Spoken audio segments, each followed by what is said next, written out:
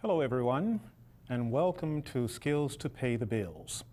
I'm James Jack. I'm a realtor. I do a lot of real estate work in the Washington, D.C., Virginia, and suburban Maryland area. So normally the people who I bring on to talk to are professionals in those areas too, whether they be real estate agents and salespersons, or whether they are loan officers, people who do mortgages, home inspectors, people like that. But today, I'm going to take a different path. I'm here by myself because this is a story I would like to tell that actually took place a couple of months ago, in fact, on December 23rd, yes, 2 days before Christmas. It sort of reminds me of a piece that author James Baldwin wrote many, many years ago called The Fire Next Time. This time, there was a fire, and it was, of course, not of biblical proportions, but it was an eye-opener. On the morning of the 23rd, my neighbor Jim, who lives next door to a property that I own in Prince George's County, called me around 11 o'clock in the morning, and he said, "You better get over here. Your house is on fire." So my wife and I got in the car. We drove over. It's normally about a 8, 9, 10-minute ride over. It's about 2 or 3 miles from our house, but it seems like an eternity getting there because all the time my heart is pumping, the adrenaline is flowing. I'm wondering, did anyone get hurt? Or worse, what's the status of things? As we approached the street that I was going to turn onto where the house is located, we were overtaken by a fire truck. That made it even worse. And as we drove down the street and got closer and closer to the house, we saw lots of fire trucks, ambulances, people just everywhere. And of course, my heart sank even more because I was concerned about the tenants, a young man who is a minister, and his 3 teenage kids. So as we got there, we parked about 75 feet away from the house, and we were approached by someone who worked for the fire department. And they said, "Let me tell you what's going on. We've just about got everything under control. We don't think that there was anyone in the house." Of course, that made me feel much better. My wife took a breath of, I guess you could say, just took a deep breath. And we proceeded to ask questions, and he gave us answers. So we walked into my neighbor's yard and stood there beside him. I thanked him for calling me, and we stood there at a distance from the house, watching the house being engulfed by the last of the flames. The fire department knocked out every window. The house was built in 1902. It was about 110 years old, stone masonry, probably could withstand a hurricane of, adequate proportions. So we never thought about a fire or anything like that. When the fire investigators who were working there approached me, they said they could not determine what the cause of the fire was, the origin or anything, because the suspected place where they thought the fire started had burned down, a back porch, an enclosed back porch. That just really made me wonder what could have happened. We thought maybe it was an accident. We never thought it was arson. All we could do was just sit there, or stand there, I should say, and watch.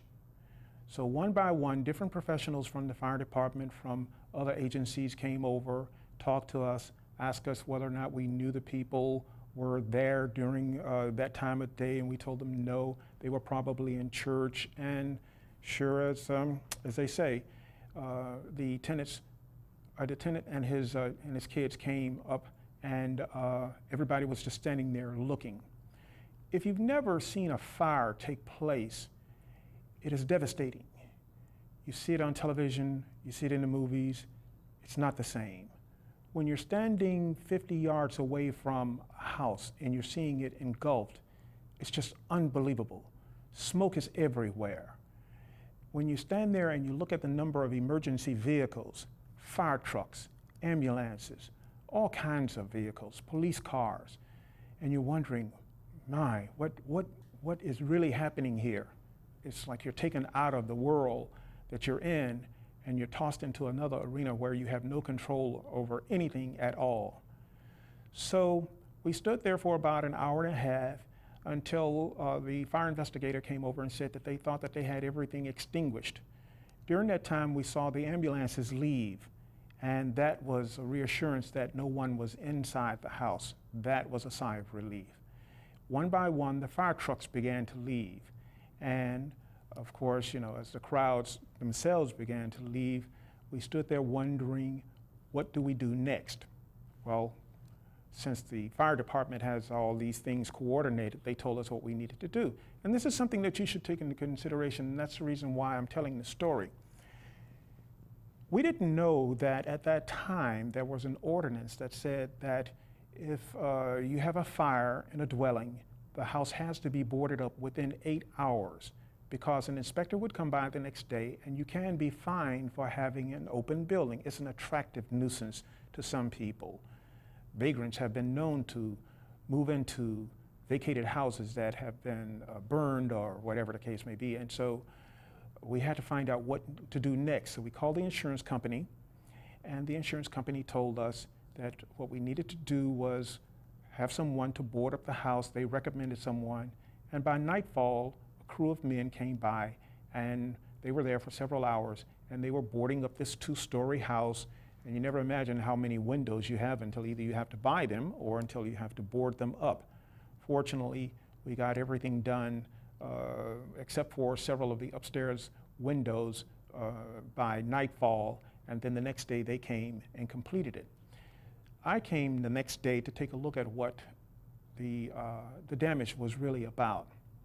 When I got there around 9 or 10 o'clock in the morning, there was still smoke coming out of the window areas that had not been boarded up or where smoke could make its way through the cracks. One of the windows that had not been boarded up was on the second floor, and so we climbed a ladder, a contractor and I, and we went inside. If you've never been in a house that has been burned before, you probably will never want to go inside for several reasons, and I'll talk about that a little bit later. So what I want to do is just sort of walk you through what we saw when we went into the house. But instead of taking you into the house the way we went in, we'll go through the back door. And as you see the picture of the house from the rear side, you can see where there was a wooden or wood frame back porch that was totally burned out. And that's where the fire investigators said the fire started. But they couldn't figure out how it started. They have some way of determining by burn spots and hot spots and all kinds of other things what could have possibly happened. Well, we went in through the door, in this instance, through what was left of the kitchen door. And when we walked in, it was hardly recognizable as a kitchen. Everything was burned. Everything was burned so to the point where you had to stand there and determine this was a range, and that's where the microwave was. The refrigerator was gone, just obliterated. The kitchen cabinets, the sink, the ceiling, everything was burned. Unbelievable. What made it so unbelievable even more was that was the only light coming in, daylight. And even with the daylight, we could barely see what was going on. We turned on our flashlights and we just started walking from room to room, trying to get an idea as to what was going on. The kitchen is here, and the next room is the living room going forward.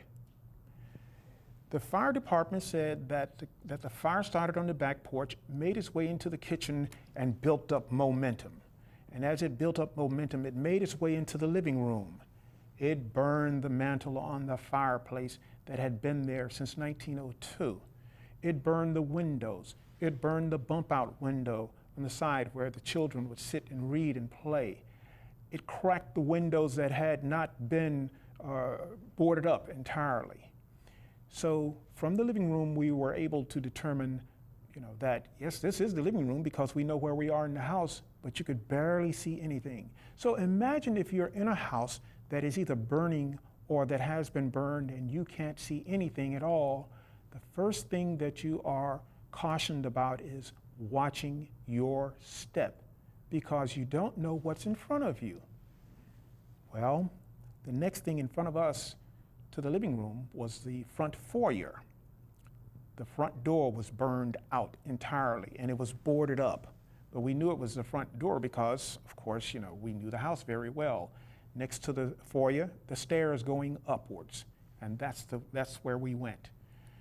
We went up the stairs one by one, pounding each step to see whether or not it would hold us, because fire burns everything, and not only the things above you, but the things below you and beside you. We couldn't touch the walls. We couldn't touch any of the objects and things like that. And the reason why is because when a fire consumes a dwelling, the things that burn give off carbon monoxide and other poisonous gases, possibly toxic gases, as they say, because these things are made out of synthetics and all kinds of other things that are, that's going on. You walk cautiously because you don't know if there are wires dangling. If there's gas in the house, you don't know whether or not you're going to step on a pipe that's going to cause the gas to be emitted from the pipes that the gas is trapped inside of. But we made our way up the stairs. As we made our way up the stairs, they were finally closing off the last of the windows, and it was like we had walked into a hole. You couldn't see anything. So I had 2 flashlights, and I was shining one down on the floor so I could see where I was going, and in the ceiling to make sure that I didn't bump into anything. And the other flashlight I used to try to identify certain things. Unbelievable. I saw pictures. I saw books. I saw furniture. But on top of all of it was a layer of soot and ash. And with the smoke still in the air and the dust still in the air, it was just unimaginable. Unimaginable. So the first room that we went into was the master bedroom. And a lot of the stuff in the master bedroom was burned on the back side of the house as you're going toward the back side of the house. But as you move toward the front side of the house, those things weren't burned, but they were damaged by smoke. Anything that was plastic was bubbled up where the heat had gotten to it. A lot of people wonder, well, how hot can it get inside of a house? Well, believe it or not, the temperatures inside of a burning house or a house that is burned can exceed 1,500 degrees. Water boils at 212 degrees Fahrenheit. So 1,500 degrees Fahrenheit is really hot. It burns everything. And all the things that it doesn't burn, the heat causes it to prostrate, and of course, it's just not anything that you would want to even be around. So we made our way into the bathroom behind the master bedroom. The tub was burned. The sink was burned. The toilets were burned, or the toilet, I should say, was burned. The mirror was totally destroyed. The windows, the framing and everything was just gone. So we stopped there for a moment and we thought, should we leave now because we've been in here too long? We didn't know what was ahead of us. So we decided that maybe we should just go a little bit farther and then make our way out. In a minute, I'm going to tell you exactly what happened after that. But first, a message.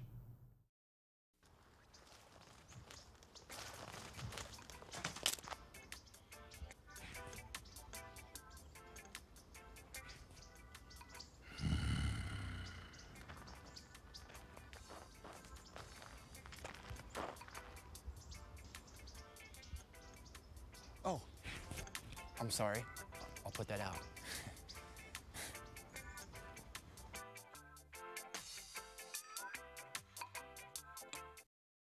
Welcome back to Skills to Pay the Bills. I'm James Jack, and as I told you earlier, or if you're just joining us, I'm a realtor in the Washington, D.C. area. Real estate is normally what I do, but this time I'm taking a different path to talk about what happened, or to continue telling you the story of what happened on December 23rd, 2012, when my neighbor called me and told me, "Your house is on fire." The house that he was talking about was a house that my wife and I own, and we rented to a minister and his 3 teenage kids. So we arrived at the house and we're walking through the house, and where are we now? We're on the second floor, we're walking out of the master bedroom bath, and we're going into one of the other bedrooms. So we look around and we can't hardly make out anything without spotting the flashlight on it. These are the kids' toys, well, not toys, but the boys' equipment and clothes and things like that. They were there, and it was like, okay, we're seeing someone's life unfold in front of us in terms of all their personal effects destroyed by fire. Not only destroyed by the fire, but destroyed by the firemen who had to get in there and open up the walls, because I never knew that fire could actually get inside of a wall and cause even more damage than what you see from the outside, or from what, if you were in the room, you would see. So we made our way around and then back down the stairs, again carefully, not touching anything for fear of it falling on us or us falling into it or the floor caving in under us. This is a house that's 110 years old, and I'm thinking to myself, this house almost withstood the fire, with the exception of some of the things inside the house. The ceilings were burned on the first floor, but the floors were not burned on the second floor. The timbers we could see now in the house that were handmade, not the stuff that you would find at Home Depot or Lowe's or whatever the case may be, but each one made to fit that house as it was being built 110 years before. The plaster walls that had been there forever and ever, long before there was HVAC, or what we call forced air heating and things like that, a house that had been heated by a fireplace, a hearth, or whatever the case may be. So we make our way downstairs and eventually out through the dining room and back again through the kitchen, which was the most burned area. We made our way out of the house just in time, because even though I had on mask, double mask and everything else and goggles, I could feel the soot and the smoke and everything going into my chest. And the first thing I'm thinking to myself is, my God, did I just write my own obituary? I need to get out of here. So we got out of the house and we walked away from the house and stood there and looked at it. By that time, another fire investigator had come by, and he was looking at the bricks and everything, and he basically said, part of this house is going to have to come down. And so he explained that even with bricks, and most of the time you think that, well, a brick can withstand a fire, or whatever the case may be, but fire and the heat that it creates can change the chemical makeup of most things, the molecular structure. It can actually hurt the structural integrity of the building. Now, this building we thought was just indestructible. But on the back corner of the house, as you will see in the picture, where the back porch was before it burned, that section on each side, we were told later, has to come down on both the first and the second levels, meaning that because the fire got so hot, it caused the brick and the mortar to expand, and that over a period of time, if it's not fixed, it not only will fall, but it could actually bring down another section of the house. So the first thing I'm thinking about is, OMG, how much of this is the insurance going to cover? Well, that turned out all right. But the other aspect of it was this. This work has got to be done very quickly, because if someone comes in and not knowing that that part of the building is weak, it could be at that moment that that part of the building collapses. So that part of the work is being done now. And later on, I'll tell you about how we are redoing the building. But I want to go a little bit farther and take you around the house so you can see, as they say, before and after, what the house looked like before. It was beautiful. It sits on it sits on 1.5 acres of land almost. And it looks like a garden in the springtime. When we first bought the house, about 40% of the land was consumed by bamboo, and we got rid of all of that. And we planned to have rose gardens and all kinds of other things. And so it's a labor of love to just sit back sometimes in midsummer and just look at the progress that has been made. And then when the fall comes around and you look at the foliage from the trees, it's just really beautiful, as you could see in the before pictures. But when you look at the after pictures, you have to ask yourself, how much of this can be recovered? Well, some can, some can't. That's the way it is. But we're going to try our best to bring it back to its original state, the way it looked, at least about 75% when it was built 102 years ago. The windows will be different. We can't find the wood that the windows were made out of. We can't find some of the wood that the staircase was made of. We can't find the wood that the fireplace mantle was made of, but we'll do the very best that we can. But as you look at the after pictures, you can see how the smoke and the fire made its way out of the windows, made its way up into the roof. And it didn't burn the roof, but it caused enough damage where the roof has to be partially taken apart, and how the heat just rose up to a point where the asphalt shingles and everything just burn, and all of that has to be replaced. So we don't mind doing that. But in looking at the house now, sometimes I think to myself, it's very, very, very important for me to tell other people that we were lucky that no one was in the house and that only things were destroyed. But what if it had been the other way? You need to take inventory of what's in your house. Your furniture, your appliances, the way your house is heated and cooled, whether or not your electrical system is up to par or up to code, as they say, whether or not you have flammable materials inside the house, things that can ignite. Sometimes people will bring a gas can in after mowing the lawn without thinking twice about it. So those things you have to take a look at. But the most important thing that you need to do is you need to have a plan of escape. You need to know your house. You need to really crawl through the house on your own with your family and say, in case there's a fire here, we can take this exit, or we can take this exit. You need to know where everyone is, and you need to practice this on a regular basis. So the next time we get together, I'm going to tell you how you can draw an escape plan and how you can utilize it, how you need to put fire extinguishers in certain places and make sure that you have smoke detectors that really work.